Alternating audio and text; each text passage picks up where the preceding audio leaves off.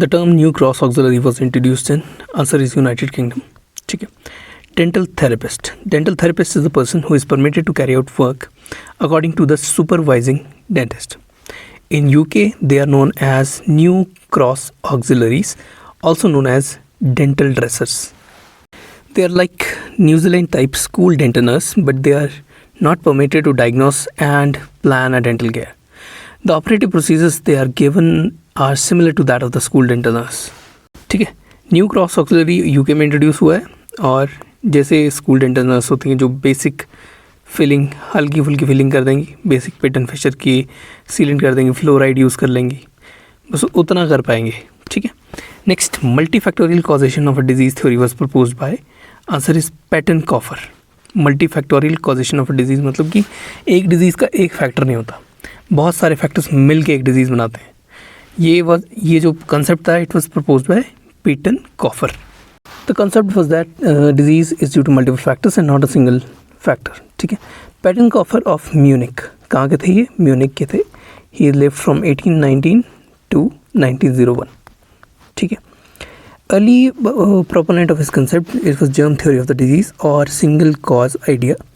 In the late 19th century it overshadows the multiple causation theory. ठीक है। पहले हमारे पास कि ये माना जाता था कि एक डिजीज़ का एक ही कॉजेटिव एजेंट होता है, लेकिन इन्होंने उसके बाद ये थ्योरी दी थी कि एक डिजीज़ का एक कॉजेटिव एजेंट होने के बजाय मल्टीपल कॉजेटिव एजेंट हो सकते हैं। Next, straight away question, vaccine with the highest efficacy is which? तो मीजल्स वाली जो वैक्सीन है उसकी हाईएस्ट एफिकेसी है। मीजल्स वैक्सीन MMR वैक्सीन के साथ दी जाती है, दैट्स मीजल्स मम्स रूबेला के साथ दी जाती है। ठीक है। और इसका कॉम्पोजिशन क्या होता है? इसके अंदर लाइव वायरस डाला होता है। एफिकेसी 95% होता है, that is range is between 90 to 98%। Duration of immunity is life long. Schedule के 2 डोजेज लगती हैं और ये MMR वैक्सीन के साथ दी जाती है। ये सिर्फ याद करने वाला क्वेश्चन है कि सबसे ज़्यादा हाईएस्ट एफिकेसी कौन सी वैक्सीन की है, तो that is measles vaccine. Next question is also straight away, national epilepsy day is celebrated on.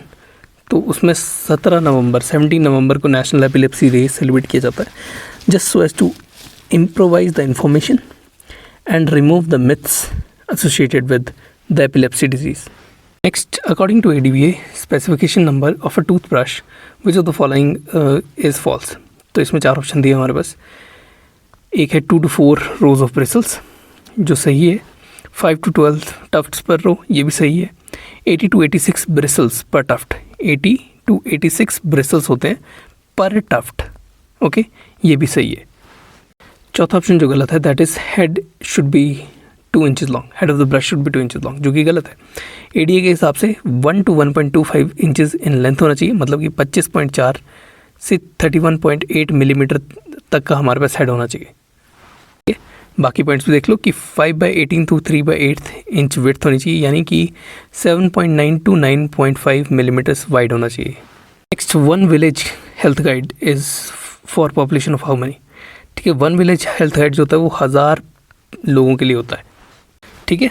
Village पे हमारे पास 1000 लोगों के ऊपर एक बंदा बैठा होता है, that is community health workers, ASHA या फिर AWW। फिर ANM आ जाते हैं, मेल हेल्थ वर्कर आ जाते हैं, जो कि हल्का लेवल, दैट इज़ 30,000 पॉपुलेशन के ऊपर बैठे होते हैं। एडिशनल प्राइमरी हेल्थ सेंटर जो होता है वो मेडिकल ऑफिसर आ जाता है वहाँ पे, उसमें आ जाते हैं लगभग 1 लाख पॉपुलेशन। ठीक है। फिर आता है primary health centre, ICDS officials, वो ब्लॉक लेवल पे आ जाते हैं। फिर district hospital, district health mission में हमारे पास ICDS ऑफिसर्स आ जाते हैं, दैट इज़ डिस्ट्रिक्ट लेवल 1 पर डिस्ट्रिक्ट। ठीक है। ये जो डिस्ट्रिक्ट ICDS ऑफिसर होता है ये 1 पर डिस्ट्रिक्ट आ जाता है। Next, ROME scheme was introduce consequent to recommendation of, तो आंसर हमारे पास श्रीवास्तवा कमेटी। श्रीवास्तवा कमेटी 1975, इसमें क्रिएशन ऑफ बैंड्स हुए थे जिसमें पैरा प्रोफेशनल और सेमी प्रोफेशनल हेल्थ वर्कर्स थे, जो कि कम्युनिटी पार्टिसिपेशन से आए थे। ठीक है। रेफरल सर्विसेज से श्रीवास्तवा कमेटी ने 1975 में अपना काम शुरू किया था। बेसिकली रोम स्कीम इंट्रोड्यूस की थी इन्होंने, जो कि rural health scheme, that is 1977 में स्टार्ट करी थी, involving medical colleges for ROME scheme. ठीक है। जिससे कि इन्होंने रोम स्कीम के अंदर मेडिकल कॉलेजेस को भी इन्वॉल्व करना शुरू किया। फिर उसके बाद आया national health plan 1983, 1 public health corporation for और 1 health public health PHC for 30,000 population in rural plains and for 20,000 population in hilly tribal and backward areas. ये नेशनल हेल्थ प्लान स्टार्ट किया गया इन 1983। Lactobacillus count test to assess the caries activity was given by who? Answer is Hadley, Hadley.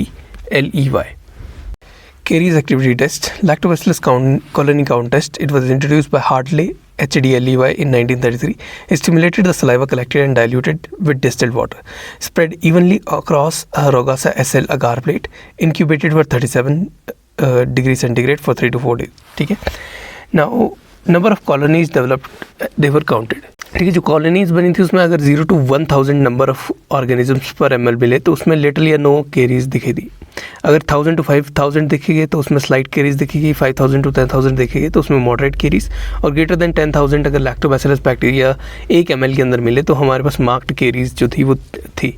ठीक है, so this test was lactobacillus colony count test for assessing the caries activity. Next, the process where the control are selected in such a way that they are similar to the cases with regard to certain variables in a case control study is known as matching.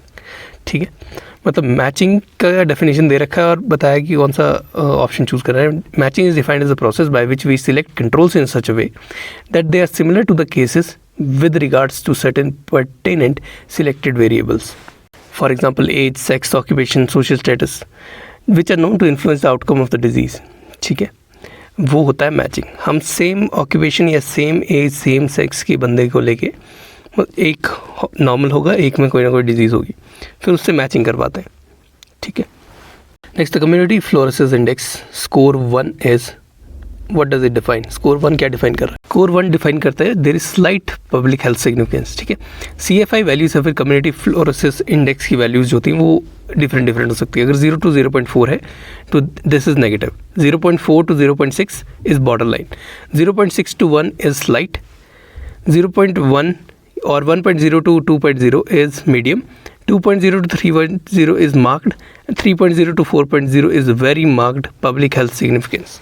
अगर 1 है तो it is slight not medium, जो पिछली range है उसी पे इसको लिया जाता है। जैसे अगर 0.6 है तो इट इज़ बॉर्डर लाइन, 0.4 है तो इट इज़ नेगेटिव, 2.0 है तो इट इज़ मीडियम, 3.0 है तो इट इज़ मार्क्ड, 4.0 है तो it is very marked. Next, in Quigley Hein plaque index was modified by Turesky, Gilmore, Glickman in which year? ठीक है, तो आंसर इज़ 1970। 1970 में ये जो क्विगली जी हाइन का प्लाक मेजरमेंट का इंडेक्स था उसे मॉडिफाई किया गया था। ठीक है, इनका ओरिजिनल जो प्लाक मेजरमेंट इंडेक्स था क्विगली जी हाइन का, that was in 1962। Plaque measurement that was focused on the gingival third of the tooth surface. They examined only the facial surface of the anterior teeth using the basic fusion mouthwash as a disclosing agent. मतलब dye को as a disclosing agent use करके इन्होंने 1962 में plaque को major करने के एक basic सा तरीका बनाया था। The Quigley Hein plaque index was modified by Turesky, Gilmore, Andy and Glickman J in 1970. Now method is that labial buccal lingual surfaces are assessed after using a disclosing agent. Index score में क्या होता है कि total score जितना भी आया divided by total number of surface examined. ठीक है, अगर 0 to 1 आता है स्कोर 0 to 1 तो हमारे पास लो टोटल स्कोर आ जाता है। अगर ग्रेटर देन 2 आता है तो we have high total score.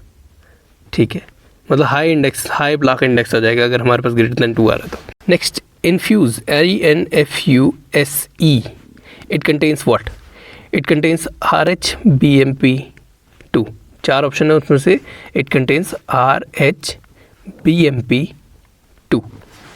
ये कोई फुल फॉर्म नहीं है इन्फ्यूज़ ना, ये बेसिकली एक कंपनी ने ब्रांड नेम में इसका नाम रखा हुआ है। इसमें RHBMP2 का मतलब होता है recombinant human bone morphogenic protein 2। ठीक है, ये बोन फॉर्मेशन को स्टिमुलेट करता है जैसे कि नाम बता रहा है, specially spinal fusion, oral maxillofacial surgeons के लिए और या फिर ऑर्थोपेडिक प्रोसीजर के लिए इसको यूज़ किया जाता है। कैरियर में क्या होता है, यूजुअली कोलेजन स्पॉन्ज होती है जिसके साथ RHBMP2 that is recombinant human bone morphogenic protein 2 जो है उसे लोड किया जाता है और वही स्पॉन्ज उसके अंदर प्लेस कर दिया जाता है जहाँ पे हमारे को उसको बोन फॉर्मेशन करवानी है।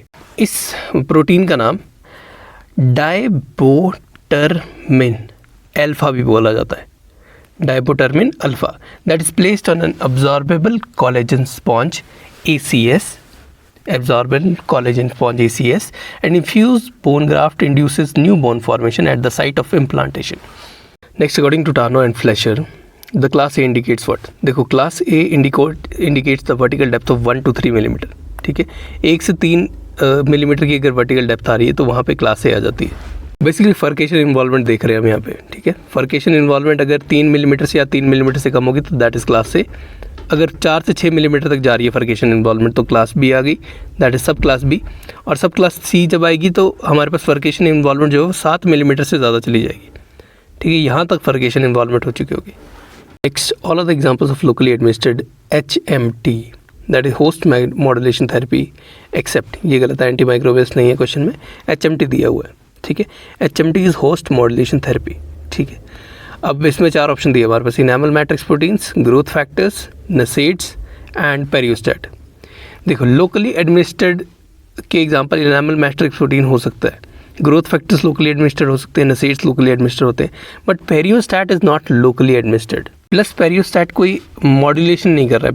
Periostat is simply an adjunct to scaling and root planing. It reduces the elevated collagenase activity in the gingival clavicular fluid of the patients with the adult periodontitis.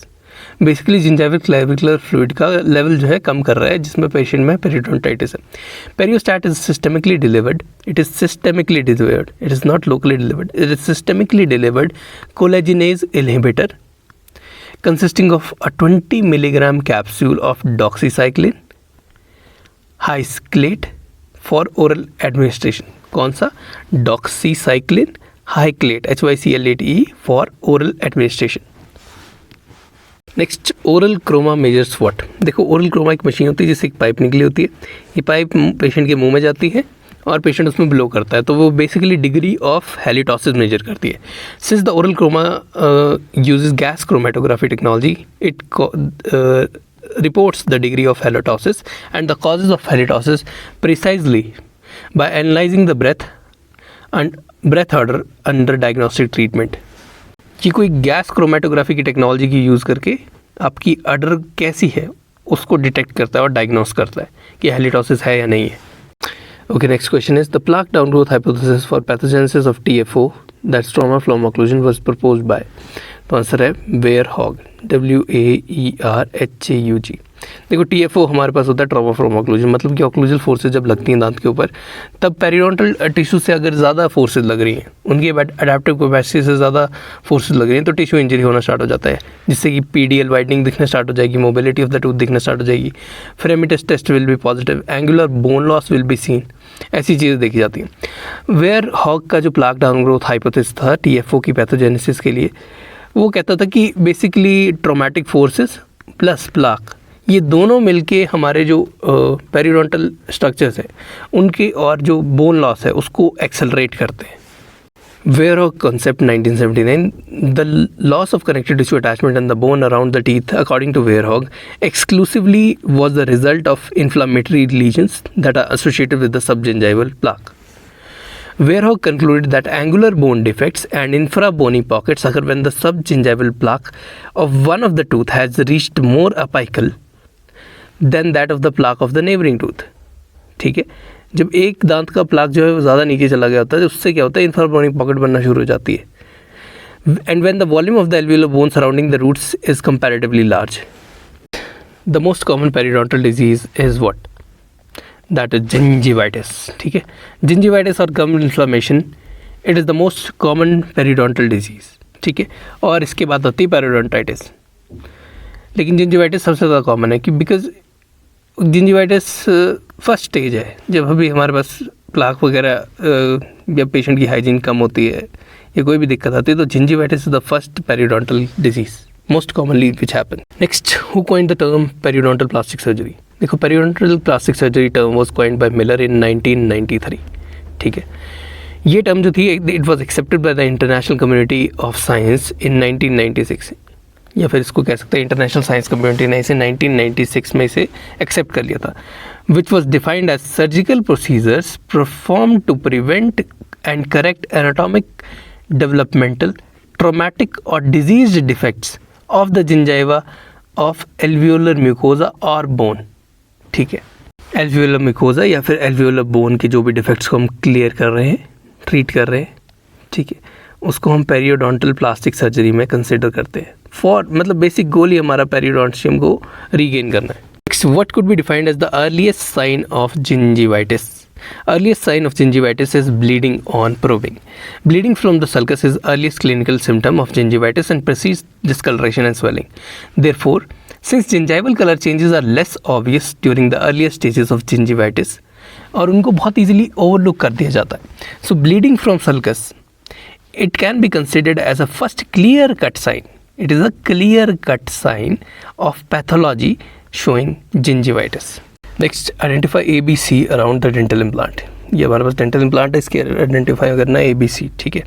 A हमारे पास है, this is long junctional epithelium attachment zone, long junctional epithelial attachment zone. B is circular epithelium, ये पूरा circular epithelium आ जाता है, ठीक है। C is oral epithelial zone, C हमारे पास circular epithelium के बाद जो है ये यहाँ पे ऊपर हमारे पास ओरल एपिथेलियम जोन आ जाता है। Let's go around with all the parts that are around the implant. ये हमारे पास आता है सल्कस, फर्स्ट सल्कस। सल्कस का एपिथेलियम कौन सा आ जाएगा? Circular epithelium. सर्कुलर एपिथेलियम के नीचे जो जंक्शन बना रहे हैं यहाँ पे, this is known as junctional epithelium, ठीक। और उसके बाद नीचे आ जाएगा कनेक्टिव टिश्यू जो जोड़ के रख रहा है, this is connective tissue. This is implants, ठीक है। इम्प्लांट के साथ ये हमारी bone. According to Bokenkamp's grading of enlargements, an enlargement covering 3/4 of the tooth is considered as what kind of enlargement? ठीक है, अगर 3/4 कवर कर रहा है तो उसको हम कहते हैं as grade 3 enlargement.